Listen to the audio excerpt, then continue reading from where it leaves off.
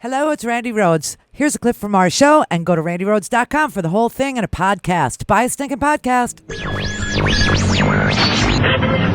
had a little man. The fault. We believe that all men are created equal. To the magnificent mosaic that is America. From radio beacon to radio beacon. I have a dream. Change has come to America. Believe me. Knock, knock. Who's there? It's a figment of your imagination. Randi Rhodes Show. Turn up your mind. I mean, can you draw a clear line between Steve Bannon and, white nationalists and white supremacists? Just according to the LA Times, his quote is, Breitbart is a platform for the alt-right.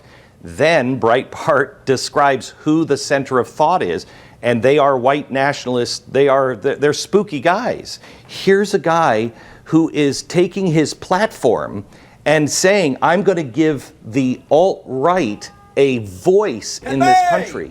Anderson, I would never do that. You would never do that. CNN would never do that. We would never do that, ever. No responsible person would. The word racism has been thrown around and racist so much to good, decent people that aren't racist. They're just not. And please, I know I'm the most imperfect messenger to bring this to you, but the word has been thrown around about everyone. And so it doesn't mean anything anymore. And the problem is when you throw a word around like that all the time, then you begin to dismiss the actual racists. And we have to have a discussion, aside from politics, about this small group of people and how this European and really pro-Russian nationalism is seeping into our country. It's very disturbing. And you're this concerned, is a European style. You're concerned it is going to become, we just showed Harry Reid there on the floor. You're concerned it is just going to be seen as, okay, this is just, again, one thing, a club being used by one political party against another, and therefore easily dismissed by conservatives and others who, by all logic, should reject this very ideology. The 99% of those people who voted for Donald Trump are not alt-righters. They are not racist. They've never even heard of the word. I never heard of it until about 8 months ago and started doing my research. Oh, stop it. Most people don't even think this exists. So when they hear somebody on CNN or a Harry Reid say this, their immediate response is, oh, geez, okay, we're all racist again. And so it's really critical that we don't paint everybody with that brush, including Steve Bannon or Donald Trump, unless you have real evidence. I know we have evidence that he is giving those people voice. He has empowered those people through Breitbart, but that's all we know. Oh, wow. What is Glenn Beck up to? What? What are you up to, Glenn? What are you into now? What are you doing? A lot of people have asked me what I think about Black Lives Matter. Well, put simply, I think that they do. Do you think that? Does he think that now? Is he there? Did he get that? Because if he is, call me, and we could work together in some meaningful ways. If not, stay off CNN. Anderson loves him, okay? And I don't know what this new hairdozy that he's got is. This this seems to be the intellectual political hairdozy, okay? Like the alt-right is the fashy hairdo, where the shaved sides and the very long top, it's an interesting, Richard Spencer has it. It's a very bizarre doozy. It's an interesting choice for an interesting monster. It is. But Beck has gone down the David Brock road with the very long, outgrown white head of hair, which is actually, you can see it's competing with Anderson's white, but, cut short hair. It's a turning point in America, everybody. It is. He actually said last night, Beck did, that he knows he's an imperfect messenger because he made mistakes. He's made mistakes. He's very sorry for them. He's like the Madonna of talk radio. He's reinventing himself again. But we might like this one. I don't know. Who the hell knows what was real about the old one, what's real about the new one. All we know is he got excruciatingly rich. with the Blaze, which is fake news, and Mercury Arts and some other, endeavors that didn't quite make it, but he kept throwing stuff at it. So I don't know. I mean, if anybody knows how to contact or tell them how to contact me, just go to randyrhodes.com and click on contact us. That'll go right to me, Glenn, right to me. Thank you. I'd like to talk to you about this. I really would like to have the conversation, more than you could possibly know. But before I forget, I want to remind you, I want to bring to your attention that tonight, Our Revolution, which is Bernie's group that is going to work on down ballot people from here on out. They're going to work on, everything from state legislators to governors to House members, bringing in new ones and progressive ones, all that. 7 o'clock tonight, Our Revolution is having a video watching party. I got this in my email. I'm sure if you ever gave Bernie the $27 that you got it too. So put a little note on whatever you use to make notes to remind yourself that at 7 o'clock, go to Our Revolution and we'll watch this together. And then tomorrow we'll be able to talk about it because we will all have seen it. Now, let's continue on with, welcome to the fight. Welcome to the fight, everybody. Welcome. I'm almost settled on the WTF as a name for a group that if anybody wanted to, fund it, would be the name of the group that I would like to cobble together. WTF, welcome to the fight. I like that a lot. It's strong. It does not have the word progressive in it. It doesn't have Democrat in it. It doesn't have blue. I'm so tired of it. I'm so tired of the weak sound. Our channel on SiriusXM is... Well, I'm not on it. Don't ask me why. I can deliver a complete and totally packaged show for free, but okay. That channel is called Progressive. The Progressive Channel. The channel that Breitbart is on, he has a radio show, right? Breitbart also broadcasts on SiriusXM nationwide. You know that, right? You know that. You know that Steve Bannon has that channel. You know that, right? No, I didn't think you did. It's on Patriot. Patriot. These people who have never served have usurped my position in these United States as a veteran by calling themselves the Patriots. It's just and the channel that we, well, I can't say we anymore. I'm not on it. The channel I used to be on. Yeah, Michael Signorelli is now on in my place, of course. Powerhouse, right there. Yeah. But anyway, I want to continue with the welcome to the fight thing and the extreme vetting that we are going to not endeavor. We're going to do it. We're going to do it. So, as you know, the Trump transition is in a complete and utter mess. It's chaotic over there. And what's interesting about that is you've never seen this before. And why haven't you ever seen this before? You haven't seen this before because this has never happened before. Here's what happens with transitions. And I know this, Howard was on the Clinton transition team back in 1992. So, we kind of know how it looks and we kind of know how it goes. And we kind of know, what happens inside the General Services Administration, which is there to aid in the transition, the GSA. That's part of our government. What the GSA does, going back to like May or June of the year in which the election is occurring, and the election will occur in November. So ahead of that election in November, the GSA makes room for both candidates' transition teams.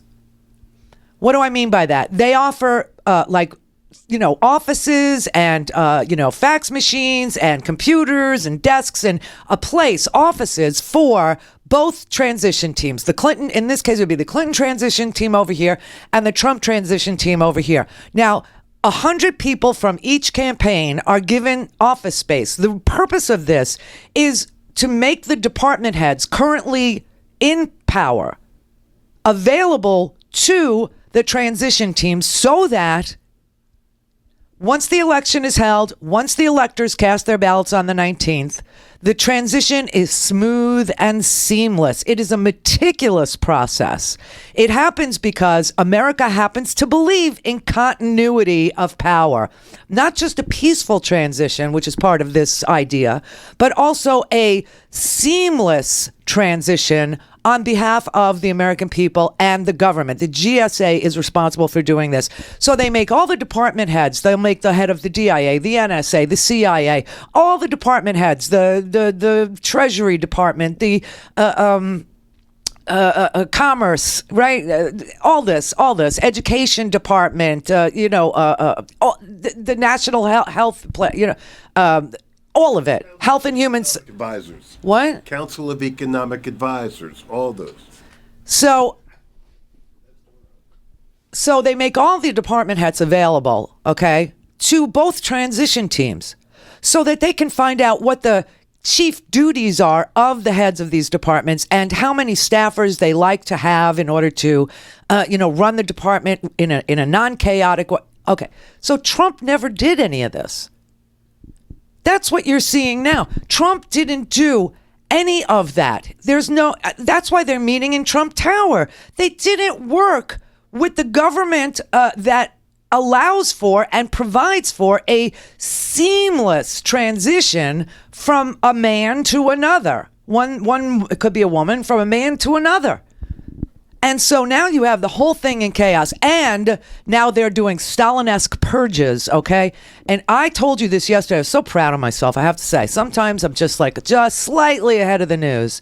And sometimes the news never covers what we cover. That's depressing. But yesterday, I got to say, I was very proud of myself. We did the show yesterday and introduced you to Jared Kushner and Jared Kushner's father, Charles Kushner, who was placed in jail by Chris Christie. Chris Christie was the prosecutor in 2005 that prosecuted Jared Kushner's father. Does anybody think that Chris Christie was going to be a welcome addition to the Trump administration? Hell freaking no, if Jared Kushner was given more importance in Trump world than Chris Christie was given in Trump world. And of course, Jared Kushner is, you don't even know who this kid is, and he is a kid. You don't even know who this kid is. You don't know how, he doesn't make his money, he inherited his money. You don't know, his dad inherited the business from his dad, okay? And then Jared Kushner's dad, Charles Kushner, he, built the business off of what his dad left him.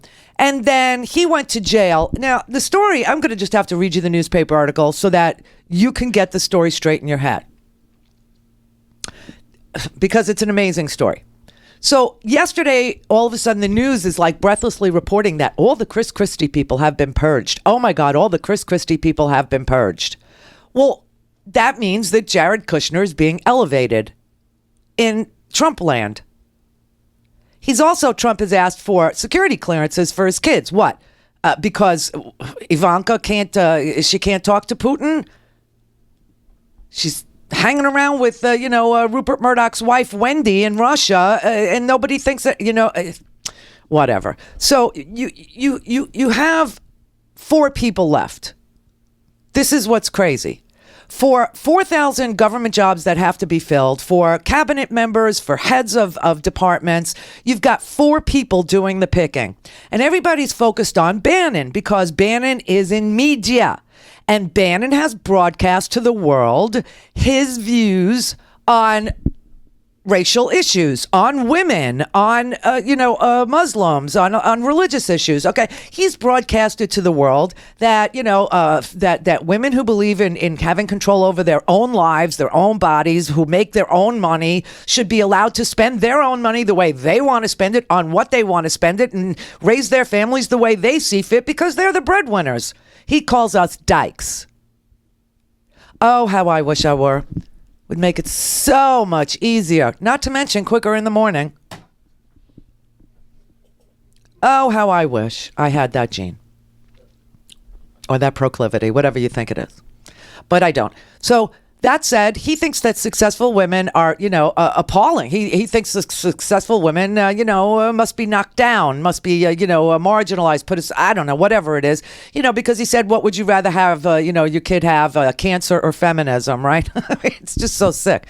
And then, of course, all this stuff about Islam and Muslims and, everything else. And of course, he hates, he's written, horrible things about every group that isn't a white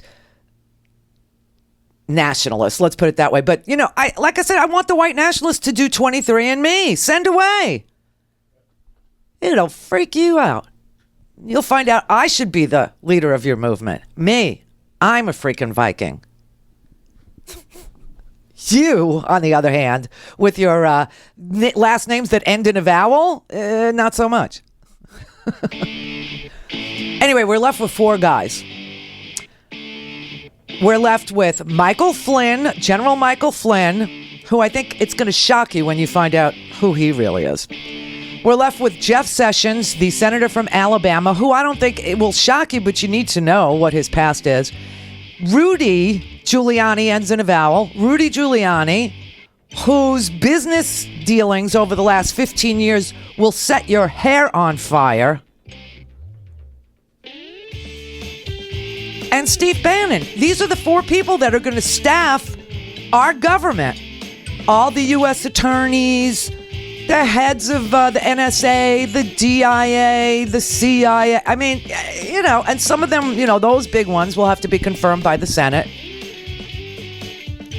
And so that's why I think we'll start with Jeff Sessions, who once needed to be confirmed by the Senate for something.